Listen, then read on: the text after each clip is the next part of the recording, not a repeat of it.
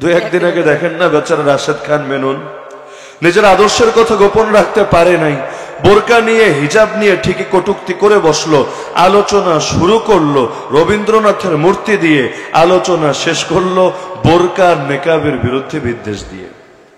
বছর দুয়েক আগে দেখেছিলেন কুষ্টিয়ার মধ্যে একটা ভাস্কর্য কে বা কারা গিয়ে একাংশ ভেঙে দিয়ে এসেছে, সেই ভাস্কর্য নিয়েও কথা বলতে গিয়ে বেচারা পুলিশের বড় অফিসার ওলামায়ে কেরামের বিরুদ্ধেই নিজের রাগ ঝেড়েছে। তো এগুলো তো মাঝে মধ্যে মুখে প্রকাশ পেয়ে যায়, বাস্তবে অন্তরে যেটা লুকিয়ে রাখে এটা তো বড়ই গুরুতর।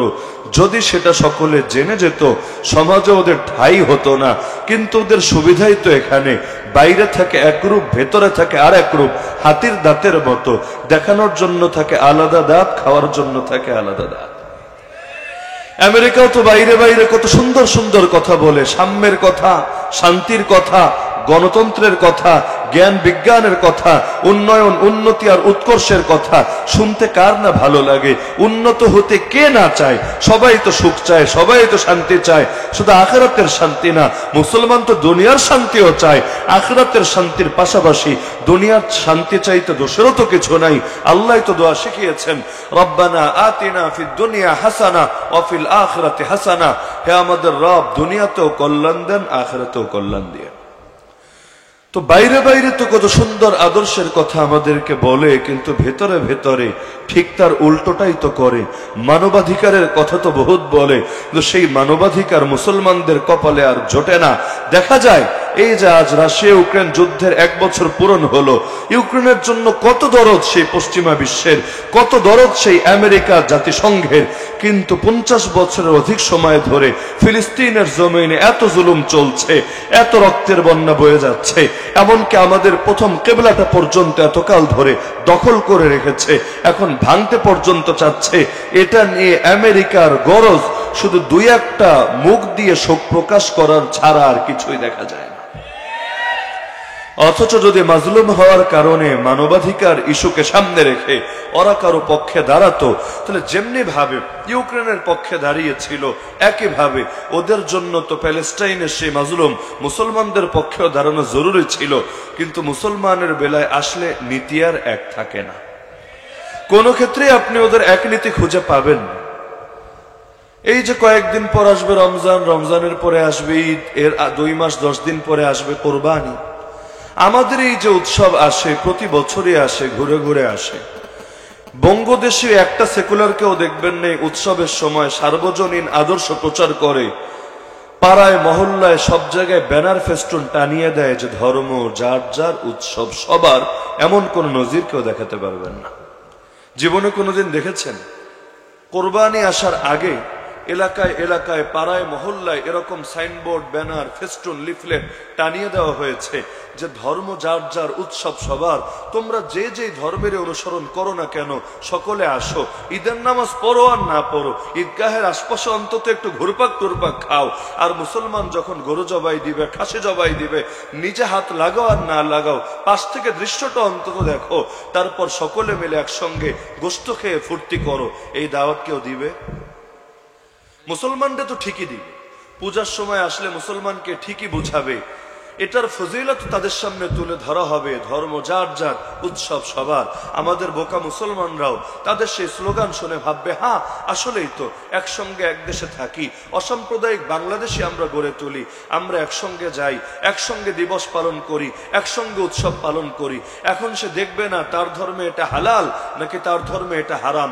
সে যাবে পূজা মণ্ডপে, সেখানে গিয়ে ঠিকই গান বাজনায় মেতে উঠবে, ঠিকই নারীদের সঙ্গে ফ্রি মিক্সিং করবে, যার দিকে তাকানো হারাম তার দিকেও তাকাবে, যার সঙ্গে কথা বলা নিষেধ তার সঙ্গেও কথা বলবে, কখনো মূর্তির সামনেও নত হবে, কখনো তাদের প্রসাদ খাবে, কখনো বিভিন্ন ধরনের অবৈধ কার্যকলাপ যেটা ইসলাম হারাম করেছে, কোরআন এবং সুন্নাহ হারাম করেছে, সেটাতে সে লিপ্ত হবে। তাহলে তুমি যদি ধর্মের বাদ ডিঙ্গিয়ে সার্বজনীনতার নামে হারামে লিপ্ত হতে পারো অন্যকে খুশি করার জন্য, ওর তো উচিত ছিল তোমারে খুশি করার জন্য ওর ধর্মে যেটা হারাম সে সেটাও করবে।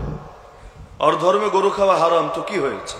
তোমার ধর্মেও তো মদ হারাম, তোমার ধর্মেও পূজা হারাম, তোমার ধর্মেও গান হারাম, তোমার ধর্মেও নারীর সঙ্গে দেখা করা, কথা বলা হারাম, তারপরও তুমি তো করলা।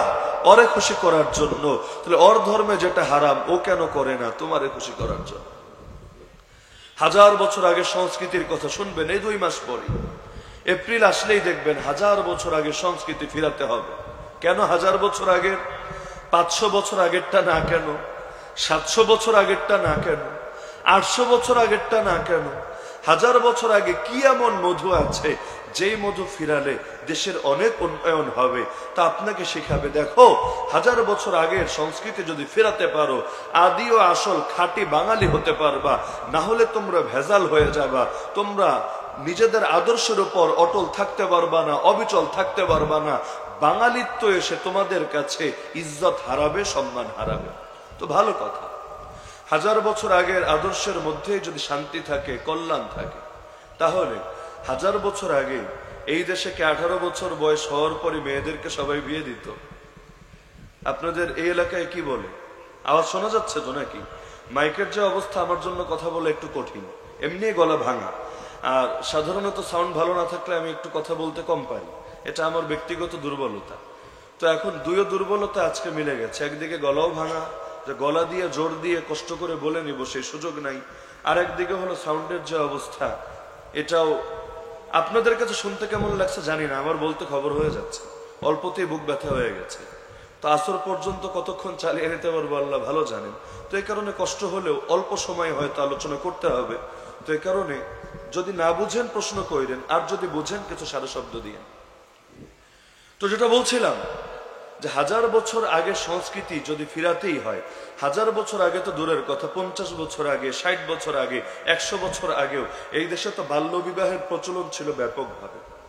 আপনার দাদা আপনার দাদিরা কয় বছর বয়সে বিয়ে করেছিল?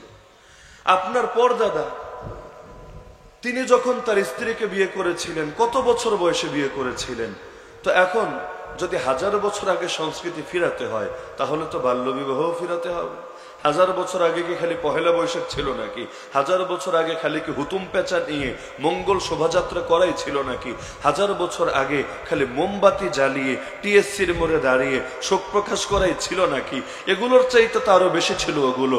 1000 বছর আগে শ্রেণী বৈষম্য ছিল, সব মানুষ এক ক্যাটাগরিতে বিবেচিত হতো না। যে ব্রাহ্মণ সে পাবে সর্বোচ্চ মর্যাদা, কারণ ব্রহ্মার মস্তক থেকে মাথা থেকে ওকে সৃষ্টি করা হয়েছে। আর যে শূদ্র সে পাবে সর্বনিম্ন মর্যাদা, কারণ ব্রহ্মার কদম থেকে পা থেকে ওকে সৃষ্টি করা হয়েছে। পায়ের থেকে যার সৃষ্টি সে তো পায়ের তলায় থাকবে, মাথা থেকে যার সৃষ্টি সে তো মাথার উপরে থাকবে। এই অঞ্চলতে এমন ইতিহাস প্রত্যক্ষ করেছে যে ব্রাহ্মণ না এমন লোকদের ধর্মচর্চার, ধর্মীয় গ্রন্থ অধ্যয়ন করার, ধর্ম নিয়ে কোনো মন্তব্য করার অধিকার পর্যন্ত ছিল না। এই শ্লোকও প্রচলিত ছিল, অনার্য ভাষায় যারা বেদ পড়বে তারা নরকে যাবে, নরকে। তো এমন আদর্শ তো ছিল, এমন কি যারা ব্রাহ্মণ না, এক সময় তো এটাও ছিল, সেই মেয়েরা ব্লাউজ পরতে পারবে না, নিজের স্তন ঢেকে রাখতে পারবে না, কাপড় পরলে কোমরের নিচে পড়তে হবে। তো কোমরের উপরে বুক ঢাকার জন্য হোক, বাহু ঢাকার জন্য হোক, কোনো কাপড় পরতে পারবে না। যদি পরতে চায় আলাদা অনুমোদন নিতে হবে, এর জন্য কর দিতে হবে। কর দিয়ে পড়তে পারলে পরবে, না হলে না পরে থাকবে।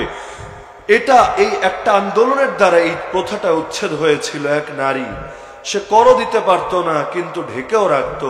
একবার দুবার তিনবার কালেক্টর আসে বাড়িতে, তারে ত্যক্ত করে, বিরক্ত করে, বেচারি এক পর্যায়ে অতিষ্ঠ হয়ে একদিন যখন কালেক্টর বাড়িতে আসলো, বলল বসো, আমি তোমার কর নিয়ে আসছি।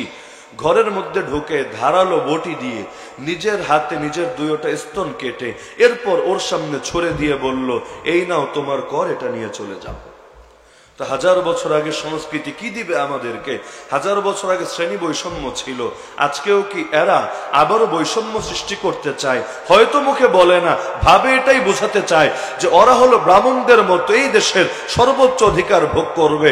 আর এই দেশের হুজুররা, মাদ্রাসার তালেবুল ইলমরা, এই দেশের দিনদার শ্রেণীরা, ইসলাম প্র্যাকটিস করা লোকেরা, তারা সমাজের সর্বনিম্ন অবস্থানে থাকবে। যেভাবে শূদ্র ব্রাহ্মণের ঘরও মারাতে পারতো না, একইভাবে এই যুগে হুজুররাও ওদের শাহবাগে গিয়ে ওদের মতো করে নিজেদের বাকস্বাধীনতা, ফ্রিডম অফ স্পিচের চর্চা করতে পারবে না। এমনকি তারা কি বলবে, কি করবে, কার অবস্থান কোথায় হবে, সবকিছু ওরা ফিল্টার করে করে দিবে, সব বিষয় ওরা হস্তক্ষেপ করবে। আর ওরা সংখ্যায় গুটি কয়েক হলে, মুষ্টিমেয় হলেও ওরাই থাকবে শাসনের পজিশনে, ওরাই দেশ কাঁপাবে, ওরাই মিডিয়া কাঁপাবে, ওরাই নিজেদেরকে এলিট বলবে, প্রগতিশীল বলবে, সমাজের মূলধারা বলবে। আর সমাজের 90% মানুষও হুজুরদের সাথে থাকলে তাদেরকে বিচ্ছিন্ন ধারা বলবে, মূলধারা থেকে বিচ্যুত বলবে। এমনকি তাদের কোনো কিছু নিউজ ওরা করতে চাইবে না, তাদের কোনো সংবাদ মিডিয়ায় কভার করতে চাইবে না। সব ক্ষেত্রে তাদেরকে তৃতীয় শ্রেণীর নাগরিক বলে বিবেচনা করবে। এমনকি বৈষম্যের আচরণ করবে। স্কুলে, কলেজে, ইউনিভার্সিটিতে কেউ যদি রাজনীতি, ছাত্র রাজনীতি বন্ধের আওয়াজ তোলে, সে হুজুরের বিরুদ্ধে ওরা মাঠে নেমে মিছিল করবে। কিন্তু ওরা নিজেরাই দিন শেষে বলবে কওমি মাদ্রাসায় রাজনীতি চলবে না, কওমি মাদ্রাসার কোনো ছাত্র, কোনো শিক্ষক রাজনীতিতে জড়াতে পারবে না। অথচ এটাও শিক্ষা প্রতিষ্ঠান, ওটাও শিক্ষা প্রতিষ্ঠান। দিন শেষে এত বৈষম্য কেন? তার মানে ওই যে 1000 বছর আগে সংস্কৃতির কথা বলে, বাস্তবে স্বীকার করুক আর না করুক, ওরাও এ ধরনের একটা বৈষম্যই কায়েম করতে চায়। এক সময় যেমন এই অঞ্চলে হিন্দু জমিদার ছিল, ছিল না? ব্যাপকভাবে ছিল। সে হিন্দু জমিদাররা যেমন রবি ঠাকুরও তো এক জমিদারের ঘরের জমিদার, জমিদারগিরি করত। আর পেটের খাবার নিয়ে তো আর চিন্তা ছিল না, বসে বসে কবিতা লিখত ঠান্ডা মাথায়। জীবন তো ভালোই কেটে গিয়েছিল, দুখুমিয়ার মতো কষ্ট তো আর ওর করা লাগে নাই। তো এখন এক সময় হিন্দু জমিদাররা ছিল, এখনো ভাবটা এমন। এই যুগে যারা হিন্দুত্ববাদী, এই যুগে যারা প্রগতিশীল, এই যুগে যারা তথাকথিত এলিট শ্রেণী, ওরাই হবে সেই অঘোষিত জমিদার। আর আমরা সবাই হব ওদের লাঠিয়াল বা ওদের প্রজা। যদি স্বেচ্ছায় আনুগত্য করি তাহলে তো ভালো, অন্যথায় জোর করে দমিয়ে রাখবে, তাও যদি না দমে জেলে ঢুকিয়ে রাখবে। তো এরকম শ্রেণী বৈষম্য ছিল 1000 বছর আগে, ছিল ব্যাপক পৌত্তলিকতা। এই যুগেও যেমন পৌত্তলিকতার সয়লাভ। আপনি বলবেন কোথায় পৌত্তলিকতা? মানুষ তো আগের মতো মূর্তি পূজা করে না। আগের মতো করে না কে বলেছে আপনাকে? আগের চাইতে আরো বেশি করে। কিন্তু নাম অনেক কিছু চেঞ্জ হলে হাকিকত ধরা কঠিন হয়ে যায়। সুদকে সুদ নামে বললে সবাই বোঝে, ইন্টারেস্ট নাম শুনলে অনেকে ধোকায় পড়ে যায়, মদরে মদ বললে সবাই বিধান জানে, হালকা একটু ড্রিঙ্কস করো এটা বললে অনেকের মাথায় প্যাচ লেগে যায় যে এটা আবার সেই জিনিস না ভিন্ন জিনিস। এই যুগেও পূজা চলে, ব্যাপকভাবে চলে, তবে পূজা নামে চলে না, ভিন্ন নামে চলে। এই যে 2-3 দিন আগে 21শে ফেব্রুয়ারি গেল, 21শে ফেব্রুয়ারিতে বাংলাদেশে ব্যাপক হারে পূজা হয় নাই। বলবেন কই পূজা হয়েছে, কিসের পূজা হয়েছে? 21শে ফেব্রুয়ারিতে পাথরের পূজা হয়েছে। যেভাবে হিন্দুরা পাথরের মূর্তির পূজা করে, 21শে ফেব্রুয়ারিতে এরা পাথরের খাম্বার পূজা করেছে। যদি বাস্তবে এরা সালাম, বরকত, রফিক, জব্বারের ব্যাপারে আন্তরিকই হয়, কল্যাণকামী হয়, তাদের জন্য কিছু করতেই চায়, তাহলে বেটা কবরের কাছে যা, গিয়ে কবরটা জিয়ারত করে আয় সুন্নাহসম্মত পদ্ধতিতে। তাদেরকে সেখানে গিয়ে সালাম জানা, পারলে কিছু ইসালে সওয়াবের ব্যবস্থা কর। কিন্তু যেই খাম্বার সামনে দাঁড়িয়ে ফুল দিচ্ছে, রুকু দিচ্ছে, ফুল দিতে হলেই তো রুকুতে গিয়ে দিতে হয়, আবার খালি পায়ে হেঁটে হেঁটে যেতে হয়। সারাদিন জুতা পরে দুনিয়ার সব কাম করা যায়, তো ওই কামের সময় ইবাদতের পদ্ধতি আর কি এটা? নিজের পা থেকে জুতো দুটো খুলে বিশেষ পন্থায় হেঁটে হেঁটে সেখানে যেতে হয়, তারপর রুকু দিয়ে ফুলটাকে সামনে নত করে দিতে হয়। এতে লাভ কি হয়? সালাম, বরকত, রফিক, জব্বারের কবরে কয় কেজি ফুল গিয়ে পৌঁছায়? তো যদি এটা নির্দিষ্ট একটা পূজা নাই হয়ে থাকে, আর নির্দিষ্ট সিস্টেম কোত্থেকে আসলো, কেমনে আসলো? রাত 12টার সময় যেতে হবে, গিয়ে আবার সেখানে কে আগে দিবে কে পরে দিবে এগুলো নিয়ে মারামারিও করা লাগবে। এই বছরও তো ক্ষমতাসীন দল, বিরোধী দলেও সেই মারামারি লেগে গিয়েছে কয়েক জায়গায়, কার আগে কে ফুল দিবে, কে কি স্লোগান দিবে। এমনকি বেচারা হিরো আলম গিয়ে পর্যন্ত স্লোগানের ভুল ধরে আসলো, মিডিয়া পর্যন্ত এটা নিয়ে কাভার করলো যে এরা কি আসলে শহীদদের প্রতি শ্রদ্ধা জানাতে এসেছে, রাজনীতি করতে এসেছে? যদি শ্রদ্ধা জানাতে আসে শ্রদ্ধার ভাষা বলুক, তা না বলে অ্যাকশন অ্যাকশন, ডাইরেক্ট অ্যাকশন, এটা আবার কেমন শহীদদের প্রতি শ্রদ্ধা? তো সবকিছুর মধ্যেই ঢুকে গেছে বিশেষ একটা পন্থা, বিশেষ একটা সিস্টেম, বিশেষ শ্রেণীর পূজা। এখন দেখা যায় যে দিবসে আসুক খালি পূজা আর পূজা, দেশপ্রেমের নামে হয় পূজা, অথচ একটাবার চিন্তা করে না দেশপ্রেম ভিন্ন জিনিস, দেশপ্রেমের প্রদর্শন ভিন্ন জিনিস। নায়ক নায়িকারা যে অভিনয় করে, অভিনয় হয়তো কাঁদে, অভিনয় হয়তো হাসে, দেখতে সেটাও কান্না, দেখতে সেটাও হাসি, কিন্তু সেই হাসি ফেক হাসি, সেই হাসি মেকে হাসি, সেই কান্না বাস্তবিক কান্না না, অভিনয়ের কান্না।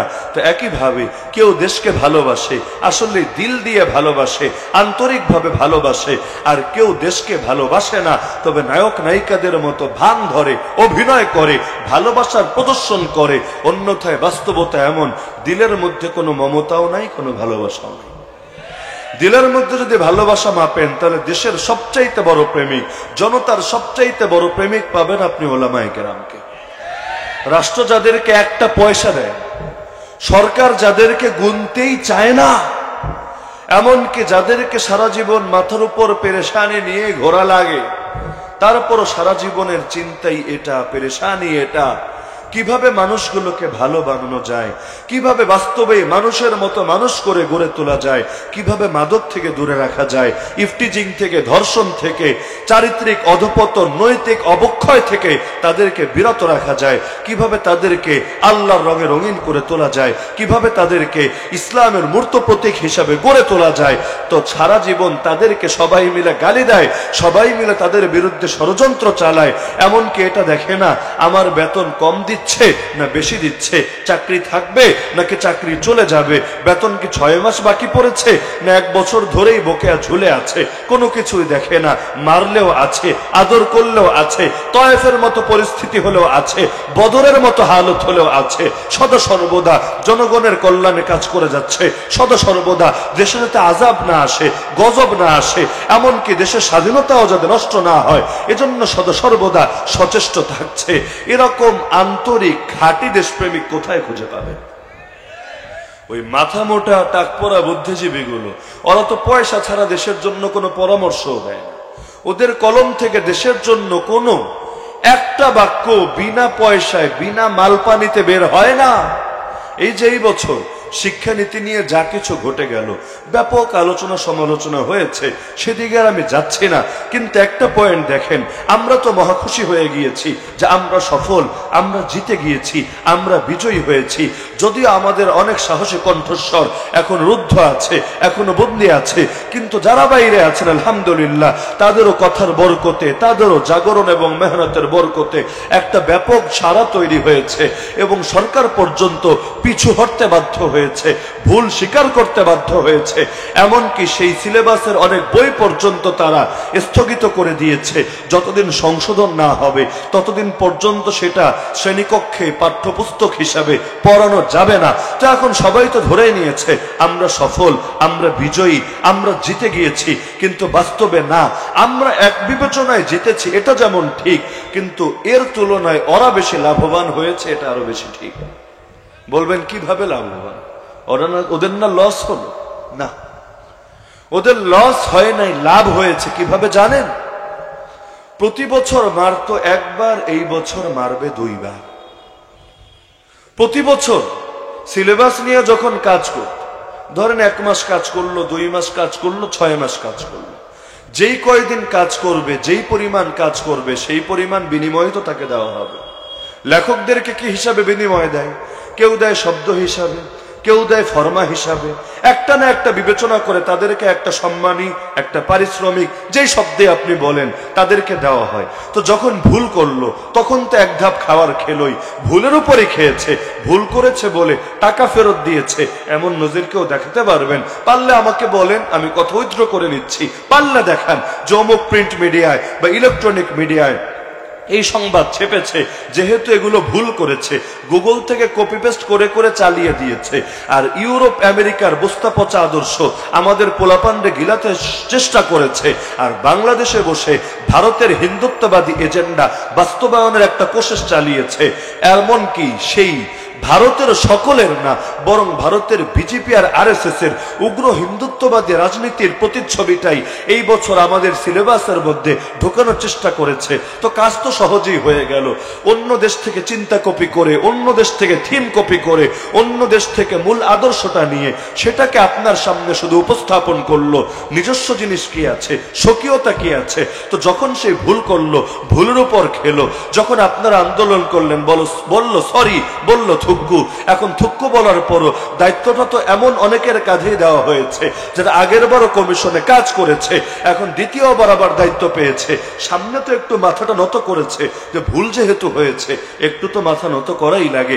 আড়ালে গিয়ে বউরে বলেছে, বউ দেখছো নে কামটা কি হয়েছে, প্রতি বছর মারলাম একবার, এই বছর পকেটে এই হুজুরদের বরকতে চলে আসলো 2 বার।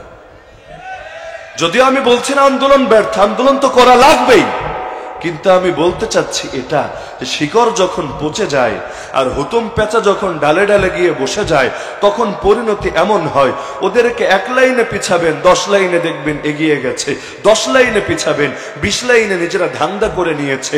সংখ্যায় আমরাই অধিক, এটা যেমন ঠিক, কিন্তু সবকিছু শক্তি অধিকাংশই ওদের হাতে, এটাও তো ঠিক। আমরা এত বেশি হয়েও মিডিয়া আমাদের হাতে আছে। কোন মিডিয়া আছে? প্রিন্ট মিডিয়া না ইলেকট্রনিক মিডিয়া? নিজস্ব যে ইউটিউব আর ফেসবুক কেন্দ্রিক মিডিয়াগুলো আছে সেটাকে তো ওরা গুনতেই চায় না, মূল ধারায় জীবনে বলে না, এমনকি এগুলোরে পুরো এক চিপার মধ্যে ফেলে রেখেছে আর নিজেরা একদম পুরো সর্বে সর্বা ভাব নিয়ে বসে আছে। এই মোরলগিরে যতদিন না সরাতে পারবেন ততদিন পর্যন্ত এই দেশে ইসলামের জাগরণ ঘটাতে পারবেন না। আমরা তো অনেক সময় লোক বেশি দেখলেই মনে করি যে মুই কি হনুরে, আমার সামনে লাখ লাখ লোক আছে, সবাই আমার জি হুজুর বলে স্যালুট দিচ্ছে, আমি জাল হাদিস বললেও আছে পকেট ভরে দিচ্ছে, আমি দ্বীনের পক্ষে কথা বললে তখনও আছে, দ্বীনের অপব্যাখ্যা করলে তখনও মাথার উপর তুলে রেখেছে। এমনকি হালতটা এমন যে একসাথে 2 জিনিস মিশে যায় অনেক সময়, যে যেহেতু হুজুর মানুষ এখন তার ভুল, এমনকি রাজনৈতিক বিষয় নিয়েও সমালোচনা করতে লোকে ভয় পায়, কারণ হুজুর মানুষ বলে কথা, যদি একটা বদদোয়া দিয়ে দেয় পরিণতি কি হবে? আপনাদের চট্টগ্রামের এক এমপি সাহেবের নিয়ে সেই সমালোচনা হচ্ছে না সারা দেশে, পুরো দেশ গরম হয়ে গেছে। তার মুরিদ যারা আছে, মুরিদের অন্তরে যদি একটু প্রশ্ন জাগেও, কি রে আমার পীরেও কি কিছু মাইরা টাইরা দিল নাকি, যদি মনের মধ্যে খটকা আসেও, কিন্তু বেচারা চিন্তা করবে যদি বলি আর আমার শায়েখের কানে, পীরের কানে যদি সংবাদ চলে যায়, পীর যদি বদদোয়া দিয়া বসে, জান্নাতে সার্টিফিকেট তো হাতছাড়া হয়ে যাবে, আর তো জাহাজে চড়ে জান্নাতে যাওয়া যাবে না, এবার জাহান্নাম ছাড়া আমার সামনে পথ কি? এমনকি অনেক পীর তো মরার পরে বুকের উপর সাজারা দিয়ে দেয়, জানেন নাকি? এদিকে আছে কিনা জানি না, আমাদের রাজবাড়িতে আছে। সেখানে প্রতিটা মানুষ যারা ওই তরিকার লোক, ওই সিলসিলার লোক, মেদিনীপুর সিলসিলা বলে, এটা বাংলাদেশের অন্য জায়গায় কমই আছে, রাজবাড়িতে আছে এবং ব্যাপক শক্তি নিয়ে আছে। বাংলাদেশ থেকে 14ই ফেব্রুয়ারি মানে ভ্যালেন্টাইন্স ডেতে একটা বিশেষ ট্রেন যায় ভারতের মেদিনীপুর প্রদেশে, 18 তারিখ ফিরে আসে, 4 দিনের ওরস। আপনারা অনলাইনে সার্চ করলেও পেয়ে যাবেন সেই মেদিনীপুর দরবারের চিত্র, ইউটিউবে সার্চ করলেও পাবেন। তাদের বক্তব্য যে আমরা সেই হজে না গিয়ে যে এখানে আসতে পেরেছি, আমরা মনে করি এতে আমরা ধন্য, কারণ এই দরবারে যারা আসে, এই দরবার যারা জিয়ারত করে, যারা তওয়াফ করে, এই দরবারের মর্যাদা সেই কাবার চাইতে মোটেও কম না। তেমন এমন আকীদা, খালি বেদাতি, একদিকে আকীদায় শিয়া, আমলে বেদাতি, আর পূজার কোনো কিছু তো বাদ নাই। 14ই ফেব্রুয়ারি কেউ কোনোদিন রাজবাড়ি গেলে টের পাবেন পূজা কারে বলে, অনলাইনে সার্চ করলেও পাবেন। ট্রেন্ডে কত ভাবে যে পূজা করা যেতে পারে, যারা যাওয়ার তারা তো যায়, যারা যায় না কেউ গিয়ে সেজদা দেয়, কেউ গিয়ে চুমু দেয়, কেউ গিয়ে ধুয়ে দেয়, কেউ গিয়ে প্রসাদ দেয়, হিন্দু মুসলমান মিলেমিশে একাকার হয়ে সবাই মিলে সেই দরবারে যায়। তো সেই দরবারের লোকেরা সারা জীবন ভয়ে থাকে, আমাদেরকে তো বলে ওয়াহাবি আর খারেজি। এক খারেজি তো আমাদেরকে বলে, আমাদের আহলে হাদিস ভাইয়েরা ফতোয়াই দিয়ে দেয় খারেজি, জিহাদের কথা যারা বলবে তারাই খারেজি, সৌদি আরবের যারা বিরোধিতা করবে তারাই খারেজি, আর আরেক খারেজি হলো তারা যারা ব্রিটিশদের বিরোধিতা করেছিল, এরাই খারেজি, যারা ব্রিটিশদেরকে তাড়িয়েছিল অঞ্চল থেকে, ওরাই খারেজি। আর সেই সৈয়দ আহমদ শহীদ বেরেলভী রহমতুল্লাহ আলাই, তিনি বালাকোটের যে আন্দোলন করেছিলেন, যে জিহাদ করেছিলেন, সেটার নাম হলো ওদের ভাষায় ওয়াহাবি আন্দোলন। তো এখন তার আদর্শে আদর্শবান যারা, তার পথের পথিক যারা, যেহেতু তারা ওয়াহাবি আন্দোলনে বিশ্বাসী, সুতরাং তারাও প্রত্যেকে ওয়াহাবি। তো এখন আমাদের নাম হলো ওয়াহাবি খারেজি, আর কওমি মাদ্রাসাগুলোরে বলে ওয়াহাবি মাদ্রাসা, খারেজি মাদ্রাসা।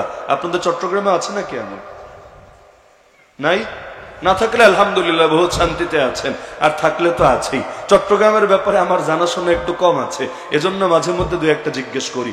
তো এই ওয়াহাবি আর খারেজি যারা, এদের সঙ্গে মেলামেশা করতে ওদের ভয় হলো, যদি মেলামেশা করে তাহলে মরার পর যদি সাজারাটা বুকে না দেয়, মুনকার নাকির এসে তো আচ্ছা মতো বানাবে। আর যদি সাজারাটা বুকের মধ্যে দিয়ে দেয়, কপাল তাদের খুলে গেছে, তাহলে মুনকার নাকির এসে দেখেই ভয় পাবে, আরে এটা তো স্যারের লোক, স্যারের লোকরে কিছু বলা যাবে না, তাহলে স্যার বিচার দিবে বড় স্যারের কাছে, বড় স্যার বিচার দিলে আমাদের ফেরেশতা গিয়ে ছুটে যাবে। বাক্যগুলো এদের যেই পরিমাণ ভয়াবহ, আমার কাছে ওদের একটা কপিও আছে। ওদের যে সাজারা, যে সাজারা ওরা সবাইরে দেয়, এবং এটার ভয় দেখিয়ে সবাইকে ওদের আদর্শের উপর অটল রাখে, অবিচল রাখে। অনেকে হয়তো দেখেছেন, এটা নিয়ে আমি লিখেছিলাম। শুরুই করেছে এটা দিয়ে শেখ আব্দুল কাদের শাইআন লিল্লাহ, শাজারায়ে পাক কাদেরিয়া রাজ্জাকিয়া শাজারাতুন তাইয়্যিবা আসলুহা সাবিত ওয়া ফারুহা ফিস সামা। قال الغوث الأعظم عليه الصلاة والسلام إني لأخذت 70 موثقا من الله تعالى ألا يموت مريدي إلا بالتوبة والإيمان। গাউসে আজম আলাইহিস সালাতু ওয়াস সালাম বলেছেন ওদের ভাষ্যে যে আমি আল্লাহর থেকে আকীদার ব্যাপক প্রসার ঘটিয়েছে জাহাম বিন সফওয়ান নামের এক অথর্ব ব্যক্তি, জাহমিয়া গোত্রের প্রতিষ্ঠাতা, তার হাত ধরে আস্তে আস্তে খলিফা, খলিফা বুঝেন তো, যারা দর্জি সেলাই করে যারা, এদেরকে বলে খলিফা। বাংলাদেশে এসে শব্দ বলতেও ভয় লাগে। যদি বলি কাজী, সবাই বুঝবে যারা বিয়া পড়ায়। এমনকি হিন্দু কাজীও বাংলাদেশে পাওয়া যায়, কিন্তু কাজী মানে ছিল কি? কাজী অর্থ হলো বিচারক, জাজ, জাস্টিস। একইভাবে খলিফা মানে ছিল মুসলমানদের ইসলামী রাষ্ট্রের সর্বোচ্চ গুরুত্বপূর্ণ পদ, যাকে বলা হয় ইমামুল মুসলিমিন, আমিরুল মুমিনিন, তারই আরেক নাম খলিফাতুল মুসলিমিন। কিন্তু এখন এসে খলিফা মানে হয়ে গেছে দর্জি। কোন কোন এলাকায় যারা মুসলমানি খতনা করে, মুসলমানি শব্দটাও দেখেন, এই কামটা হইল মুসলমানি, নাম ছিল খতনা, বানায় দিল মুসলমানি। তার মানে জীবনে এইটা করো, মুসলমানি হয়ে গেছে, তুমি মুসলমান। আর নামাজ পড়লেও মুসলমান, না পড়লেও মুসলমান, দিনের পক্ষে থাকলেও মুসলমান, না থাকলেও মুসলমান, কারণ যার মুসলমানই আছে সেই তো মুসলমান। সব শব্দই এসে কেমন জানি এখানে অর্থ বিকৃত হয়ে যায়। দেখেন না, জিহাদ আর মুজাহিদের অর্থ কি ছিল, বাংলাদেশে এসে অর্থ কি হলো। গতকাল দেখলাম প্রথম আলো একটা রিপোর্ট ছেপেছে, কোনটা ছোট জিহাদ কোনটা বড় জিহাদ। প্রথম আলো এই জ্ঞান আমাদেরকে দিয়েছে। ভাবতে পারেন ছোট জিহাদ কোনটা? ময়দানে গিয়ে কাফের মুশরিকদের সঙ্গে জিহাদ ছোট জিহাদ, যেমন বদর ছোট জিহাদ, উহুদ যেখানে গিয়ে নবী তার দাঁত শহীদ করেছেন, 70 জন সাহাবী শহীদ হয়েছেন, আল্লাহর নবীর আপন চাচাকে হত্যা করে তার বুক চিরে কলিজা বের করে চিবিয়ে খেয়েছে। এগুলো সবগুলো হলো ছোট জিহাদ। আর বড় জিহাদ কোনটা? দরজা জানালা লাগিয়ে 10 মিনিট নফসের সঙ্গে ঢিসুম ঢিসুম করে, এটা হলো বড় জিহাদ। তো সব শব্দ এসে চেঞ্জ হয়ে যায়। জিহাদ বললে এই দেশের লোকে কি বোঝে? হয়তো বুঝবে জঙ্গিবাদ, না হলে বুঝবে বিকৃত জিহাদ, যেটা জিহাদই না, হয়তো বুঝবে সেটা, অথবা বুঝবে জঙ্গিবাদ। মাঝামাঝি কোনো অপশন নাই। মুজাহিদ বললে লোকে কি বুঝবে? হয়তো বুঝবে টেরোরিস্ট, অথবা বুঝবে মুজাহিদ মানে হইল ভিন্ন কিছু, যিনি আত্মশুদ্ধির মেহনত করেন, বা বিশেষ একটা দলের সদস্য যিনি, তিনি হলেন মুজাহিদ। এছাড়া ভিন্ন কোনো অর্থে বুঝবে না, বুঝতে রাজিও না। আজকাল অর্থ চেঞ্জ হয় নাই? দেখেন না, ওই যে 800 দরবারের বড় হুজুর আছে আলাউদ্দিন জিহাদি, চেনেন না আপনারা? জিহাদি কোন ময়দানে জিহাদ করে? জিহাদি আফগানিস্তান থেকে পিএইচডি করার মুজাহিদ, সেখানে গিয়ে কাফেরদের বিরুদ্ধে, রুশের বিরুদ্ধে, সোভিয়েতের বিরুদ্ধে, আমেরিকার বিরুদ্ধে জিহাদ করে আসা মুজাহিদ না, কওমিদেরকে নিয়মিত ধুয়ে দিতে পারা মুজাহিদ। তো সব শব্দ এসে ধীরে ধীরে বিকৃত হয়ে যাচ্ছে। তো এখন যেটা বলছিলাম, খলিফা, মামুন একদিক থেকে তো আল্লাহর নবীর আত্মীয়, কারণ নবীর চাচা আব্বাস রাদিয়াল্লাহু আনহুর বংশধর যারা, তাদেরকেই তো বলে আব্বাসী। কিন্তু নবীর আত্মীয় হলেই হক হবে এটা তো জরুরি না। নবীর সন্তান হয়ে কেউ সাইয়্যিদুনা হুসাইনও হয়, নবীর সন্তান হয়ে কেউ কেনানও হয়। মূল দলিল কোরআন এবং সুন্নাহ। কোরআন এবং সুন্নাহর সাথে মিলে যায় তাহলে নবীর সন্তানও পাস, যদি না মিলে নবীর সন্তান হলেও সে পাস না ফেল। নবী তো আর এমনি বলেন নাই, শোনো ফাতিমা, আমি তোমাকে আল্লাহর আযাব থেকে বাঁচাতে পারবো না, যদি না ঈমান আমল বানাতে পারো, তবে হ্যাঁ যদি ঈমান আমল নিয়ে যেতে পারো, গায়রা আন্নালি বিকুম রাহিমান সাআবুল্লুহা বিবালালিহা, তোমাদের সঙ্গে আমার যে আত্মীয়তার বন্ধন আছে এটার হক আমি আদায় করব। তো এখন খলিফা মামুন সেও মুতাজিলাদের ফাঁদে পা দিল। সে এটা মানতে রাজি না কোরআন আল্লাহর কালাম, বরং সে মানতে রাজি আমরাও মাখলুক, কোরআনও মাখলুক। সে চিঠি লিখে পাঠালো বাগদাদের গভর্নর ইসহাক বিন ইব্রাহিমের কাছে, তুমি সবার আগে যত সরকারি মৌলবী আছে সবগুলোরে জমা করবা, প্রত্যেকের থেকে আকীদা শুনবা, যদি সহি আকীদার ঘোষণা দেয় ছেড়ে দিবা, না হলে সবগুলোর রিমান্ডে নিবা, ইচ্ছা মতো শায়েস্তা করবা। একজন একজন করে ধরে আনতে লাগলো। বড় বড় বিচারক, বড় বড় মন্ত্রী, বড় বড় এটা, বড় বড় সেটা, সবাইরে ধরে আনতে লাগলো। কেউ জানের ভয়ে, আর কেউ দিল থেকেই বাদশাহ যেটা শুনতে চায় সেটাই শুনিয়ে দিল। দরবারীদের পাল্লা এবার শেষ। এখন সরকারিদের কাম যখন শেষ, এবার দরকারিদেরকে দরকার। দ্বিতীয় চিঠি পাঠালো, এবার সরকারি মৌলবী না, এমনও যত মৌলবী আছে সবাই একজন একজন করে ডেকে আনো, ওদের আকীদাও যাচাই করো, কারণ মোল্লা থাকবে যেদিকে জনগণও থাকবে সেদিকে। বাংলাদেশের মানুষ সাধারণভাবে হানাফি মাযহাবের অনুসারী। কেন? এ কারণে না যে ইমাম আবু হানিফার সঙ্গে তাদের আত্মীয়তা আছে বা হানাফি মাযহাবের কিতাবগুলো পড়ে, অন্য মাযহাবের গুলো পড়ে তাদের কাছে হানাফি মাযহাবকে শক্তিশালী মনে হয়েছে।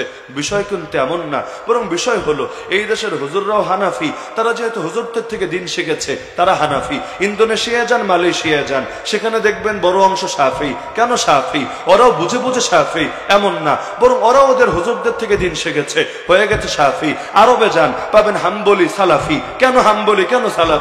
ওরাও যে জেনে বুঝে সবাই হাম্বলি সালাফি হয়েছে এমন না, ওর হুজুর সালাফি, সেও হয়ে গেছে সালাফি। বাংলাদেশে এসেও দেখবেন যে যার থেকে দিন শেখে সে তার রঙে রঙিন হয়ে যায়। তো এখন একজন একজন করে সবাইরই চাপ দিতে লাগলো, কারণ হুজুর ঠিক তো দেশ ঠিক। সব হুজুর যদি মেনে নেয়, জনগণরে কষ্ট করে বানাতে হবে না, হুজুররাই বয়ান করে করে জনগণরে তৈরি করে দিবে, রাষ্ট্রের এক পয়সাও আর খরচ করা লাগবে না। একজন একজন একজন করে ডাকে, কিন্তু সবাই নিজেদের ঈমানটারে রেখে দিয়ে আসে, জানের ভয়ে হোক অথবা দিল থেকে হোক, সবাই একমত হয়ে আসে। লাস্টে মাত্র 4 জন আলেম এমন থাকলো বাগদাদ, পুরো বাগদাদের মধ্যে, যেটা ইলমেরও রাজধানী, খেলাফতের রাজধানী, মাত্র 4 জন আলেম এমন থাকলো যারা শাসকের সঙ্গে একমত হলো না। তারা বলে গেল, আমাদেরকে যতই চাপ দাও না কেন আমরা বলেই যাব, কোরআন এটা আল্লাহর কালাম, কোরআন মাখলুক না, কোরআন আল্লাহর সিফাত, আল্লাহর গুণ। আল্লাহ যখন থেকে কোরআনও তখন থেকে। এখন সেই 4 জনকে রেখে দিয়ে সবাইরে ছেড়ে দিল। এবার 4 জনের উপর জুলুম শুরু হলো। জুলুম সইতে না পেরে 4 জনের 2 জন, মানে 50% রনে ভঙ্গ দিল। বাকি থাকলো মাত্র 2 জন। একজনের নাম মুহাম্মদ বিন নূহ রহমতুল্লাহ আলাইহি, আরেকজনের নাম ইমাম আহমদ বিন হাম্বল রহমতুল্লাহ আলাইহি। ইমাম আহমদ রে কোনোভাবে মানাতে পারে না, বারবার বারবার বিতর্ক হয়। ইবনে আবি দাউদ এসে পর্যন্ত বিতর্ক করে, ওই বাডা মোল্লা, সবাই মানলো, তুই মানবি না কেন? কোরআন হাদিস তুই একা পড়েছিস, আর কেউ পড়ে নাই। তখন ইমাম আহমদের বয়স মাত্র 57 বছর। যাদের বয়স 70-80 তারা পর্যন্ত মেনে গিয়েছে। তারে বলছে নাকে চাপ দিলে এখনো দুধ বের হয়, আকাবিরের মাসলাক থেকে সরে গেলা, আকাবির চিনলা না, আকাবির একদিকে আর তুমি পিচ্ছি পড়ে আছো আর একদিকে, কিছু বোঝো না তুমি, কোরআন হাদিস একাই বুঝে উল্টে ফেলেছো, বেদাতি কোথাকার, বেয়াদব কোথাকার, বিভিন্ন ভাবে ব্ল্যাকমেল করতে লাগলো। কিন্তু ইমাম আহমদের একটাই কথা, আমারে আল্লাহর ওয়াস্তে একটা আয়াত দেখাও বা একটা হাদিস দেখাও, আমি মেনে নেব। কিন্তু আয়াত হাদিস কোত্থেকে দেখাবে? ওরা দেখায় প্লেটোর কথা, অ্যারিস্টটলের কথা, সক্রেটিসের কথা, সেই ফিলোসফি দিয়ে দলিল, সেই আইন, আরজ, জওহার, জিসিম, সেইগুলো দিয়েই দলিল। কিন্তু কোরআন হাদিসের দলিল পাবে কোথায়? ইমাম আহমদ একে একে দলিল দিয়ে যাচ্ছেন। ওয়া ইন আহাদুম মিনাল মুশরিকিন ইস্তাজারাক ফাজিরহু হাত্তা ইয়াসমা কালাম আল্লাহ ইয়াসিন ওয়াল কুরআনিল হাকিম লা ওয়াল কুরআনিল মাখলুক আর রহমান আল্লামাল কুরআন খালাকাল ইনসান লা খালাকাল কুরআন। একে একে দলিল তিনি দিয়ে যাচ্ছেন। তার দলিলও খণ্ডন করতে পারছে না, আর তার দলিলের কাউন্টারে নিজেরাও কোরআন হাদিস থেকে দলিল দিতে পারছে না। দলিল হলো বাপদাদা আর দলিল হলো ফিলোসফি। এক পর্যায়ে যখন দেখলো না এভাবে আর কাজ হবে না, সোজা আঙ্গুলে ঘি উঠবে না, আঙ্গুল বাঁকা করতে শুরু করলো, উভয়ের উপর নির্যাতন শুরু হয়ে গেল। খলিফার কানে যখন এই সংবাদ পৌঁছলো, খলিফা তেলে বেগুনে জ্বলে উঠলো। এমনি তো আছে যুদ্ধের ময়দানে, যারা দেখবেন রান্না বান্নার কাজ করে বাবুর্চি, মেজাজ এমনি একটু হট থাকে বেশিরভাগে। ভালো কথা বললে অনেক সময় টেম্পারেচার হট হয়ে যায়, গালি একটা দিয়ে বসে, বাবুর্চির কাজ লাগে না। 1 মাস পর রমজান আসছে, আসরের পর গিয়ে আপনি একটু যাচাই করার জন্য অনেকরে জিজ্ঞেস করেন, কি চাচা যান কেমন আছেন, শরীর ভালো তো, কি অবস্থা, ফ্যামিলির কি অবস্থা, এমনি ভালো মন্দ কথা জিজ্ঞেস করেন। দেখেন অনেকে এমন ঝাড়া ঝাড়বে আপনারে, ওই পোলা চুপ থাক, রোজা রেখেছি, তুই রোজা রাখিস নাই নাকি? আসরের পর এমনি মেজাজ গরম, আবার এসেছে এখানে ভাব মারাতে, দূর হয় এখান থেকে, তো এমনি মেজাজ গরম থাকে। তো বাদশাহ আছে যুদ্ধের ময়দানে, আবার শুনেছে সব মৌলবী মেনে নিয়েছে, এই 2 বিচি মৌলবী কোত্থেকে এসেছে, এরা মানতে রাজি না, এই 2 জনটা তো এবার শায়েস্তা করতে হবে। এখন ফিরতি চিঠি লিখে পাঠালো, 2টারে ধরে বেঁধে আমার কাছে পাঠিয়ে দাও, আমি নিজে ওদের কল্লা ফেলে দিব। এখন ডান্ডা বেরি পায়ে পরিয়ে, ইমাম আহমদের পায়ে বেশি না, 2টা ডান্ডা বেরি পরানো হয়েছে, পুরো হাত এবং শরীর জিঞ্জির দিয়ে বেঁধে দেওয়া হয়েছে, উটের উপর চড়িয়ে পুলিশ দিয়ে তাদেরকে রওনা করিয়ে দেওয়া হয়েছে। উদ্দেশ্য তারা চলে যাবেন সেই তরসুসে, সেখানে যাওয়ার পর বাদশাহ নিজের হাতে তাদেরকে হত্যা করবেন, আর তারা 2 জন মরে গেলেই তো শেষ, ঝামেলা খতম, রাষ্ট্রে সবাইরে গোমরা বানানো যাবে, সবাইরে বেদাতি আকিদা বানানো যাবে। ইমাম আহমদ বলেন, রাস্তা দিয়ে যাচ্ছিলাম, হঠাৎ এক গ্রাম্য বুড়া আসলো আমার সামনে, এসে বলল, ও আহমদ শোনো, তুমি নিজেকে একা মনে করো না, তুমি একা মানুষ হতে পারো, কিন্তু তোমার দিকে তাকিয়ে আছে পুরো বাগদাদ, তোমার দিকে তাকিয়ে আছে পুরো ইসলামী বিশ্ব। যদি তুমি আপোষ করো সবার ঈমান বরবাদ হবে, আর যদি আল্লাহর জন্য অটল থাকতে পারো, অবিচল থাকতে পারো, গোটা জাতির আকীদা বেঁচে যাবে। সুতরাং নিজেই ফয়সালা করো, লাইন ইশতা ইশতা হামিদা ওয়া ইন মুত্তা মুত্তা শাহিদা, যদি বেঁচে যাও এবার, তাহলে যতদিন বাঁচবা দুনিয়ায় মাথা উঁচু করে বাঁচতে পারবা, জনপ্রিয় হয়ে থাকতে পারবা, আর যদি মরেই যাও হারানোর কি আছে, জান্নাতের সবুজ পাখি হয়ে যাবে। ইমাম আহমদ বলেন, এই বুড়ার কথা শুনে আমার দিলে এমন মজবুতি পয়দা হলো, তখন আমি নিশ্চিত হলাম, দৃঢ় প্রত্যয় করলাম, জান গেলেও আমি আপোষ করব না। চলে যাচ্ছেন খলিফার কাছে, মাঝখানে খলিফার এক কর্মচারী বাড়ির দিকে ফিরছে, তার দেখে ইমাম আহমদের সাথে, বলল, হে ইমাম আহমদ, ভয়াবহ দুঃসংবাদ আপনার জন্য, বাদশাহ আলাদা গালিচা বানিয়েছে, নতুন ধারালো তরবারি বানিয়েছে। বাদশাহ নবীর সঙ্গে তার যে আত্মীয়তা, কারণ সে হাশেমি, কুরাইশি, আব্বাসি, সে নিজে সেই নবীর আত্মীয়তার দোহাই দিয়ে আল্লাহর নামে কসম করে বলেছে, এই গালিচার উপর দাঁড়িয়ে ওই নতুন তরবারি দিয়ে আপনার কল্লা দেহ থেকে আলাদা করে দিবে। ইমাম আহমদের শুনে দিলে বড় কষ্ট আসে, আল্লাহর কাছে হাত দুটো তুলে দোয়া করলেন, আয় আল্লাহ, আমি যে আকীদা পোষণ করি, যদি আমার আকীদা সহি হয়ে থাকে, ইকফিনি মুনাতা ইকফিনিহি বিমা শিতা, আয় আল্লাহ, তোমারই হাওয়ালা করলাম, তুমি আমার জন্য যথেষ্ট হয়ে যাও, এই জালেমরে যেটা ইচ্ছা সেই শাস্তি তুমি দাও, বিচার তোমার কাছে দিয়ে দিলাম। বিচার দেওয়ার পর কাফেলে এগিয়ে যাচ্ছে, হঠাৎ সংবাদ আসলো, বাদশার ভয়াবহ জ্বর হয়ে আচমকা বাদশাহ মরে গেছে। আল্লাহর ওলির দোয়া কি এত সহজে বিফলে যাবে? এবার বাদশাহী যেহেতু মরে গেছে, আর নিয়ে গিয়ে লাভ কি, তাদেরকে আবার বাগদাদের দিকে আনা হলো, কিন্তু সফরের ধকল সইতে না পেরে, এই যুগে প্রিজন ভ্যানের ধকলে তো সওয়া যায় না, আর ওই যুগের সফর বলে কথা, 2 জনের একজন মোহাম্মদ বিন নূর রহমতুল্লাহ আলাইহি মরে গেলেন, বাকি রইলেন একজন ইমাম আহমদ বিন হাম্বল রহমতুল্লাহ আলাইহি। তাকে নিয়ে আসা হলো বাগদাদে, নিয়ে এসে সংকীর্ণ আবদ্ধ এক জেলের মধ্যে ফেলে দেওয়া হলো, যেখানে আলো যায় না, বাতাস যায় না, স্বাভাবিক মানবাধিকারও যেখানে পাওয়া যায় না। এই যুগের ভাষায় বললে বলতে হবে কন্ডেম সেল, জেলের মধ্যে জেল, তার নাম সেল, ছোট্ট খুপড়ি, সেখানে ফেলে রাখা হলো। চিকিৎসা তো নাই, আপনাদের চট্টগ্রাম জেলেও যেমন চিকিৎসা নাই হেফাজতের মামলার আসামিদের জন্য, যেমনটা শুনেছি আর কি, তো এখন চিকিৎসাও তো নাই, কোনো কিছুই তো নাই। একদিন দুদিন, কয়দিন আর সইবে, মুরব্বী মানুষ, এক পর্যায়ে মুমূর্ষুর মতো হয়ে গেলেন, বোঝা গেল বাঁচবে না। তখন সেখান থেকে বের করে অন্যান্য বন্দীদের সঙ্গে এনে ফেলে রাখলো। এবার খলিফা হলো সেই মামুনের ভাই, ছেলে না হয়ে মরার আগে নিজেই নিজের ভাইরে খেলাফত দিয়ে গেল। তারপরে তার ভাই হলো খলিফা, যাকে ইতিহাস চেনে মুতাসিম বিল্লাহ নামে। সে এত ঘাড়তারা ছিল না, সে চায় নাই যে ইমাম আহমদের সঙ্গে আবার টক্কর লাগাবে, কিন্তু ওই যে দরবারি মোল্লাগুলো তো আছেই সবসময় উস্কে দেওয়ার জন্য, পথের কাটা সরে গেলে ওদের জন্য তো কাজটা সহজ হয়ে যায়। গাছ যদি কুড়ালকে জিজ্ঞেস করে, কিরে কুড়াল তুই আমারে কাটিস কেন, কুড়াল তো জবাবই দেবে, দেখ গাছ আমি তো একটা লোহার টুকরা, আমি কোনোদিনও তোরে কাটতে পারতাম না যদি না আমার নিতম্বে তোর জাতি ভাই থাকতো। তোর জাতি ভাই আমাকে পেছন থেকে সাপোর্ট দিচ্ছে, পুরো শক্তি সরবরাহ করছে, এই কারণেই না আমি তোরে কাটতে পারছি, না হলে কেমনে কাটতাম। এই যুগের ইতিহাস পড়েন আর আগের যুগের ইতিহাস পড়েন, সর্বযুগে চিত্র একই পাবেন। ওলামায়ে কেরাম যখনই ঝামেলায় পড়েন, মুসিবতে পড়েন, খোঁজ নিলে দেখবেন সেটার পেছনেও কোনো না কোনো এরকম স্বার্থান্বেষী দরবারি মৌলবীর সন্ধান খুঁজে পাওয়া যায়। কাক কাকের গোশত খায় না, কিন্তু এই দরবারি মোল্লারা দরকারি আলেমদের ঠিকই গোশত খায়।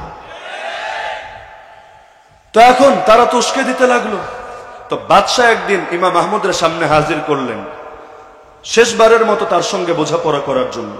জিজ্ঞেস করছেন, হ্যাঁ ইমাম আহমদ, কি ব্যাপার? সবাই মেনে নিল, এখন তুমি একা বাকি, এক পিস খালি, তোমার একার মানতে এত কি সমস্যা? বাকিরা সবাই মেনে নিয়েছে এমন না, কিন্তু অনেকে কিন্তু চুপ আছে জানের ভয়ে।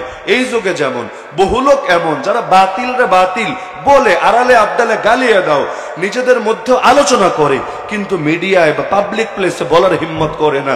বলে হয়তো একজন দুজন, এটাকে দলিল বানায়। বাতিলরা দেখেছো, আমরা বাতিল হলে বাকিরা বলে না কেন?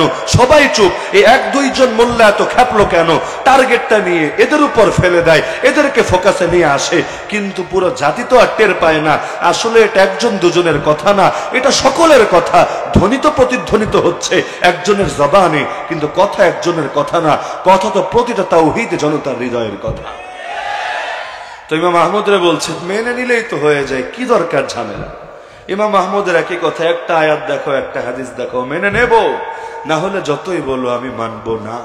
এক পর্যায়ে মুতাসিমের মনে হলো, থাক, মুরব্বী মানুষ, ঝামেলা করার দরকার নেই, প্রবীণ আলেম, মাত্র একজনে কি করতে পারবে? এত হুজুর মিলে যদি আমাদের পক্ষে লোকদের মোটিভেট করতে না পারে, সবাই যদি একজনের ফাঁদেই পা দেয়, তাহলে এত হুজুর পেলেই লাভ কি? দুনিয়া তো আর জানে না হকের শক্তি আর বাতিলের শক্তি কখনো এক হয় না। শিয়াল দিয়ে মাঠ যদি ভরেও যায়, তবুও সেটা কোনো সিংহের সমান তো আর হবে না। ইমাম আহমদ বিন হাম্বলকে ছেড়ে দিতে চাইলো, কিন্তু ইবনে আবি দাউদ পাশ থেকে বলল, খলিফা ছেড়ে তো দিবেন, কিন্তু একবার চিন্তা করেন লোকে কি বলবে জানেন? ইমাম আহমদ হলো এমন মোল্লা যে দুইটা খলিফারে হারিয়ে দিয়েছে, দুই খলিফা মিলে তার কিছু করতে পারে নাই। এটা শুনলে আপনার বংশের ইজ্জত থাকবে? আপনি আব্বাসী, আপনি আহলে বাইত, আপনি নবীর আত্মীয়, লোকের সামনে মুখ দেখাতে পারবেন আপনি? এটা শুনে সে আবার উত্তেজিত হয়ে গেল যে না, আসলেই তো ইগোর ব্যাপার, প্রেস্টিজের ব্যাপার, এখানে কি আর আপোষ করা যায়? এবার বলল ইমাম আহমদ, তাহলে এবার ঝামেলা খতম করি, এত প্রেশার আমি নিতে পারবো না, তোমারে নিজের হাতে খুন করে আমি ঝামেলা বিদায় করি। ইমাম আহমদ বলেন, ঠিক আছে খুন করেন, কিন্তু একটা প্রশ্নের খালি জবাব দেন। নবীর হাদিস, আপনার নানাজানের মুখে বর্ণিত সহিহ হাদিস, লা ইয়াহিল্লু দামু ইমরিইন মুসলিমিন ইয়াশহাদু আল্লা ইলাহা ইল্লাল্লাহ ওয়া আন্নী রাসূলুল্লাহ ইল্লা বিইহদা সালাস। যেই মুসলমান তাওহীদ আর রিসালাতে সাক্ষ্য দেয়, তার রক্ত হালাল হয় না তিন অপরাধের কোন একটা না করলে। হয়তো সে কাউকে বিনা অপরাধে অন্যায়ভাবে খুন করেছে, তো খুনের বদলে তারেও খুন করা হবে, হত্যার বদলে হত্যা করা হবে, অথবা বিবাহিত অবস্থায় জিনা করলে তাহলে তাকে পোস্তরাঘাটে হত্যা করা হবে, আর 3 নম্বর ধর্ম ত্যাগ করলে, মুরতাদ হলে, তাহলেও তার উপর মৃত্যুদণ্ড কার্যকর করা হবে। তো মহান খলিফা আমারে খালি বলেন, এই 3 অপরাধের কোনটা আমি করেছি? যদি কোনোটাই না করি, কিসের ভিত্তিতে আপনি আমার রক্ত হালাল করবেন?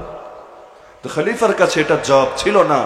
আর তার নানাজানের হাওয়ালা শুনে, রাসূলের হাওয়ালা শুনে তার দিলেও ভয় আসলো, আবারও ছাড়তে চাইলো, কিন্তু ইবনে আবি দাউদের প্ররোচনায় এবারও ছাড়তে পারলো না। এবার আদেশ দিল, নিয়ে জেলখানায় ফেলে রাখো। ফেলে রাখতে লাগলো। রমজান মাস চলে আসলো, 218 হিজরির কথা। এবার রমজান মাস দিন দুপুরে ইমাম আহমদকে সামনে এনে হাজির করা হলো। দুইটা জল্লাদকে দাঁড় করানো হলো, দায়িত্ব দেওয়া হলো, পিটাতে থাক।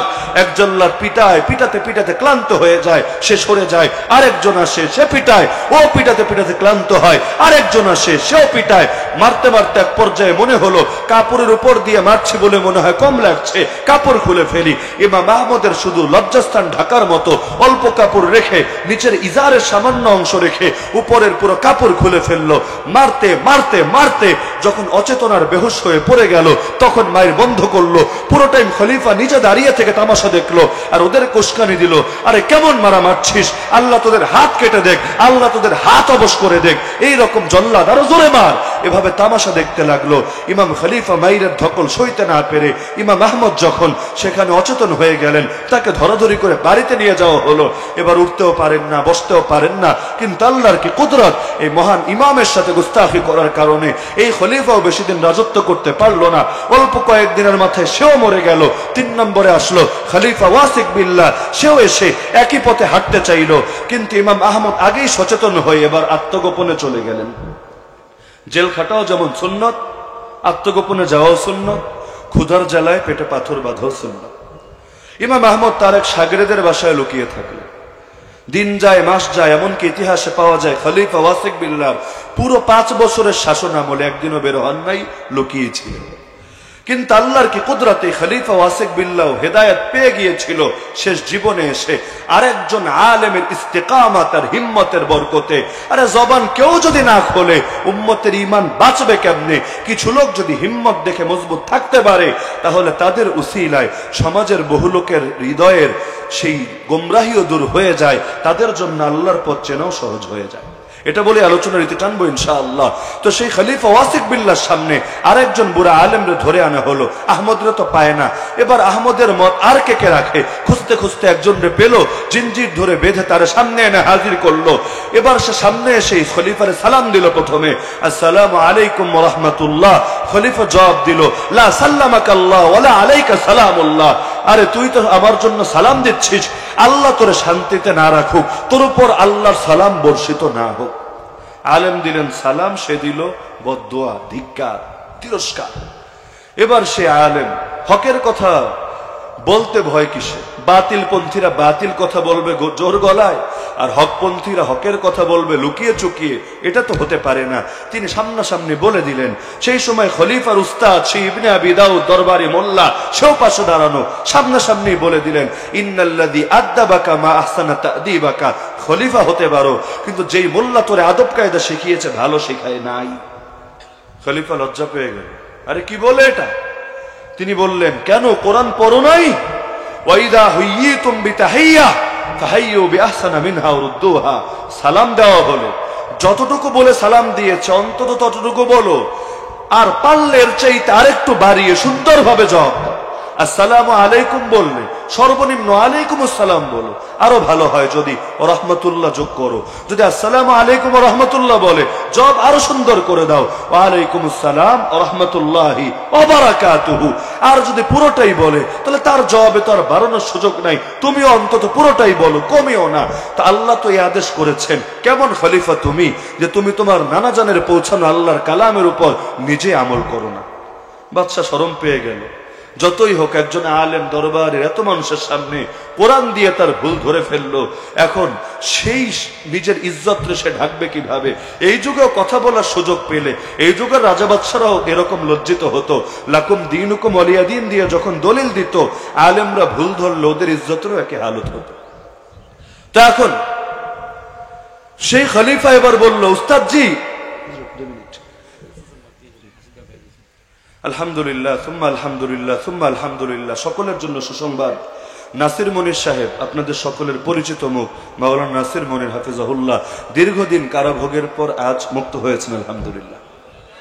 জেল থেকে বের হয়েছেন ইনশাআল্লাহ। আল্লাহ যদি চান শীঘ্রই আপনারাও হযরতের সাক্ষাৎ লাভে ধন্য হবেন ইনশাআল্লাহ।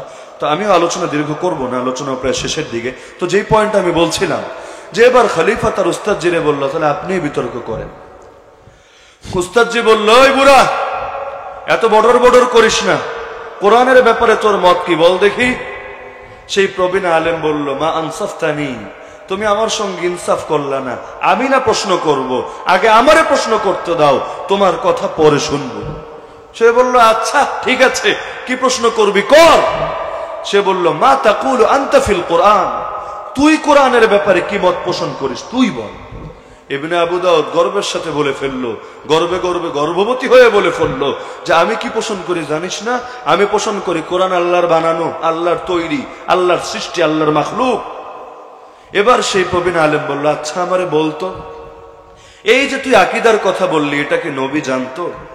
আবু বকর জানতো? ওমর জানতো? হাবা না দিয়া জবাব দিবি, পেঁচাবি। এখন বেচারা যাবে কই? বেচারা প্রথমে বলল না, জানতো না। যদি বলে জানতো তাহলে দলিল চাইবে, কোন হাদিসে? হাদিস বল, কোন আসারে? দলিল দে, রেফারেন্স দে। এই কারণে পেঁচে না গিয়ে সহজে জবাব দিল না, জানতো না। এবার তিনি বিদ্রুপের হাসি হেসে বললেন, নবী জানতেন না, আবু বকর জানতেন না, ওমর জানতেন না, 2 পয়সার মোল্লা ইবনে আবি দাউদ জেনে ফেলেছে না? বেচারা শরম পেয়ে গেল, কি বলতে কি বলে ফেললাম। সে বলল না, সরি থুক্কু, আমার ভুল হয়েছে। আরে আবেগে কি বলতে কি বলে ফেলেছি, ধরো রাগের মাথায় কথা বলে ফেলেছে। না না, কে বলেছে জানতো না? জানতো, অবশ্যই জানতো। এবার তিনি এমন একটা পয়েন্টে ধরলেন, পয়েন্টে পয়েন্টে কথা, জয়েন্টে জয়েন্টে ব্যথা। তিনি বললেন যে দেখ, তা নবী জানতেন, আবু বকর জানতেন, ওমর জানতেন, জানার পরও এটা মানার জন্য কাউকে প্রেসার দিয়েছেন, কোন আলেমের উপর, কোন দিনদারের উপর প্রেসার ক্রিয়েট করেছেন, এমন কোন ঘটনা, এমন কোন ইতিহাস তোর সামনে আছে? সে বলল না, এমন কোন ইতিহাস তো নাই। তারা চাপ দেন নাই, জানতেন কিন্তু এটা বলে বেড়ান নাই, চাপ দেন নাই, প্রেসার ক্রিয়েট করেন নাই। তিনি বললেন, তো যে আকীদার ব্যাপারে নবী উদারতা দেখাতে পারলেন, আবু বকর উদারতা দেখাতে পারলেন, ওমর উদারতা দেখাতে পারলেন, 2 পয়সার ইবনে আবি দাউদ উদারতা দেখাতে পারলো না। এই কথা শুনে এখন জবাব আর কি দিবে? এটার তো আর কোনো জবাব তার কাছে নাই। সেও নিশ্চুপ হয়ে গেল, খলিফারও টনক নড়ে গেল। আসলেই তো আমি কোন ধোকার মধ্যে আছি। আমার উস্তাদজি এতকাল এত ফিলোসফি দিয়ে, এত কিছু দিয়ে, হাইউলা মাইউলা দিয়ে বুঝাইয়া দিল, কিন্তু এখন এসে দেখে কিছুই বলতে পারছে না। সে এবার একান্ত রুমে চলে গেল। আল্লাহর কি কুদরত! সেই এক আলেমের মজবুতির কারণে, তার মুখ খোলার কারণে আল্লাহ তার দিলে হেদায়েত দিয়ে দিল। এই যুগেও তো, এই যে এখনো পর্যন্ত বাতিলকে বাতিল বলে আপনারা চিনতে পারছেন, কিসের বরকতে? এই সমস্ত কোরবানি দেওয়া আলেমদের বরকতেই তো। কারণ তারা নিজেরা কোরবানি দিতে দ্বিধা করেন নাই, তবুও জাতির সামনে কোনটা হক, কোনটা বাতিল, কোনটা আলো, কোনটা অন্ধকার, কোনটা সাদা, কোনটা কালো স্পষ্ট করে দিয়েছেন।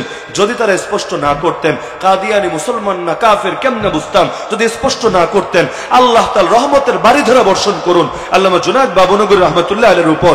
তিনি যদি বাংলায় বসে, বাংলার জমিনে এই কথা উচ্চারণ না করতেন, হিজবুত তাওহীদ কাফের, আমরা আপনারা সাধারণ মানুষেরা কিভাবে জানতাম যে হিজবুত তাওহীদ ইসলামের নাম বেঁচে খাওয়া একটা কাফের দল?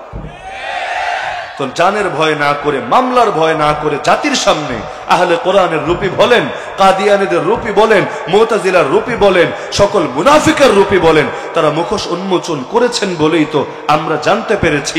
বাংলায় বলে, দাঁত থাকতে দাঁতের কদর বুঝে আসে না।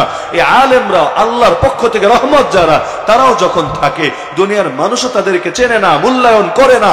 গর্তের পিঁপড়া চেনে, সমুদ্রের মাছ চেনে, নূরের তৈরি ফেরেশতা পর্যন্ত চেনে। চেনে বলেই তো গর্তের পিঁপড়া থেকে সমুদ্রের মাছ সবাই দোয়া করে, নূরের তৈরি ফেরেশতা পর্যন্ত ডানা গুটিয়ে নেয়, অথবা যে ব্যাখ্যাই করেন ডানা বিছিয়ে দেয়। তো তারা সবাই চেনে, চেনে না খালি মানুষ, কিন্তু যাওয়ার পর আফসোস কিন্তু ঠিকই করে। সেই যে হাফেজ যে হুজুর চলে গেলেন, শামসুল হক ফরিদপুর রহমাতুল্লাহ আলাইহি চলে গেলেন, আজও পর্যন্ত সেই শূন্যতা কার দ্বারা পূরণ হয়েছে? সেই যে চলে গেলেন শাইখুল হাদিস আল্লামা আজিজুল হক রহমাতুল্লাহ আলাইহি, খতিব সাহেব হুজুর রহমাতুল্লাহ আলাইহি, চলে গেলেন শাইখুল ইসলাম আল্লামা শাহ আহমদ শফি রহমাতুল্লাহ আলাইহি, শাইখুল হাদিস আল্লামা জুনায়েদ বাবনগরী রহমাতুল্লাহ আলাইহি, শাইখুল হাদিস আল্লামা নূর হোসেন কাসেমী রহমাতুল্লাহ আলাইহি, মুফতি আমিনী রহমাতুল্লাহ আলাইহি, এক একজন করে রত্ন চলে যায়।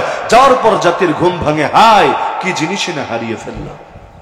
তা আমাদের জন্য তো রহমত। তার এই শিক্ষানীতির কথাই বলেন আর যা কিছুই বলেন, এখনো পর্যন্ত আমরা যে ন্যায়কে ন্যায় এবং অন্যায়কে অন্যায় বলে চিনতে পারছি, আপনারাই বলেন, এটা কি ওলামায়ে কেরামের অবদান না? এটা কি তাদের সাহস এবং কোরবানির বরকত না? যদি তারা সেই কোরবানি না দিতেন, আহমদের কথাই ভাবেন, এক ইমাম আহমদ যদি সেই সময় আপোষ করে নিতেন, সির্ফ একজনই তো বাকি ছিলেন, পুরো ইসলামী বিশ্বের আকীদা কি হতো? সকলে বাতিলকেই হক ভেবে আঁকড়ে ধরতো, পুরো একটা প্রজন্মের ঈমান বরবাদ হয়ে যেত। কখনো এই যুগে হালত এমন হয়, কারো দিকে তাকিয়ে থাকে পুরো দেশ, কারো দিকে তাকিয়ে থাকে পুরো বিশ্ব। ইমাম আহমদ রে একবার তার শাগিরদ বলেছিল, হুজুর সবাই তো আপোষ করলো, একা বাকি থাকবেন কেন, করে ফেলেন। তিনি বললেন, শোনো মাররুজি, একটা কথা শোনো, আমারে যে উপদেশ দিচ্ছ, একটু জেল গেট থেকে ঘুরে এসে দেখে আমাকে রিপোর্ট দাও, তারপর কথা বলছি, জবাব দিচ্ছি। তিনি চলে গেলেন জেল গেটে, ফিরে আসলেন। ইমাম আহমদ জিজ্ঞেস করলেন, কি দেখে আসি? সে জবাব দিল, হযরত আমি দেখলাম হাজার হাজার আলেম এবং তালেবুল ইলম দত কালি, দত কলম এবং কাগজ নিয়ে বসে আছে যে খালকে কোরআনের মাসআলায় ইমাম আহমদ বিন হাম্বলের কওলে আখির সর্বশেষ মত কি দেন, এই ব্যাপারে তিনি কি দলিল প্রদান করেন, সেটা লেখার জন্য মিডিয়া তো আর নাই, টেলিভিশনে তো দেখার সুযোগ নাই, সেই যুগের মিডিয়ায় এটা সবাই বসে আছে। যদি জানতে পারে, কারণ এলাকায় গিয়ে তো ইমাম আহমদ বয়ান দিয়ে আসতে পারবে না, তিনি জেলে, এখান থেকেই জানতে হবে। যদি জানতে পারে, কেউ চলে যাবেন কুফায়, কেউ বসরায়, কেউ বাগদাদে, কেউ ইরাকে, কেউ শামে, কেউ ইয়ামানে, কেউ জাজাইরে চলে যাবেন, সারা দুনিয়ায় ছড়িয়ে পড়বেন। তারা তাদের শাগরেদদেরকে শিখাবেন, তারা তাদের শাগরেদদেরকে শিখাবেন। এভাবে প্রজন্ম থেকে প্রজন্ম ইমাম আহমদের রেফারেন্সে লোকে এই আকীদা শিখতে থাকবে। তিনি বললেন, আচ্ছা তুমি আমারে বলো, এই এক আকীদা পোষণ করলে আমি যদি এখন ওদের সাথে আপোষ করি, আমার একার জান বেঁচে যাবে, এটা তুমিও বোঝো আমিও বুঝি, কিন্তু বলো তো যদি আমি আকীদার ব্যাপারে আপোষ করি, পুরো প্রজন্মের ঈমান যে মরে যাবে, বরবাদ হয়ে যাবে, এটার দায় কিয়ামতের দিন কে নেবে? তা আমি কারো দায় নিতে পারবো না, নিজে মরলে মরবো, কিন্তু উম্মতের ঈমানকে মারতে পারবো না। এই যুগেও তো কতজন বুঝায়, এত কিছু বলার দরকার কি, এত কিছু করার দরকার কি? অন্যরা চুপ থেকে পার পেলে আপনার চুপ থাকতে সমস্যা কোথায়? আরে সমস্যা এখানে, একদিকে বান্দা একদিকে আল্লাহ, দুটোর যে কোনো একটা গ্রহণ করার অপশন যদি চলে আসে, তখন বান্দারে গ্রহণ করে আল্লাহরে ছাড়া যায় না, আল্লাহরে গ্রহণ করে বান্দারে ছেড়ে দিতে হয়। কারণ হকের জন্য সব ছাড়া যায়, কোনো কিছুর জন্য হক ছাড়া যায় না।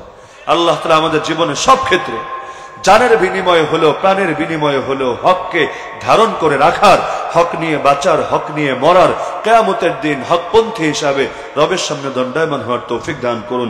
আল্লাহ তাআলা এই মাহফিলকে কবুল করুন।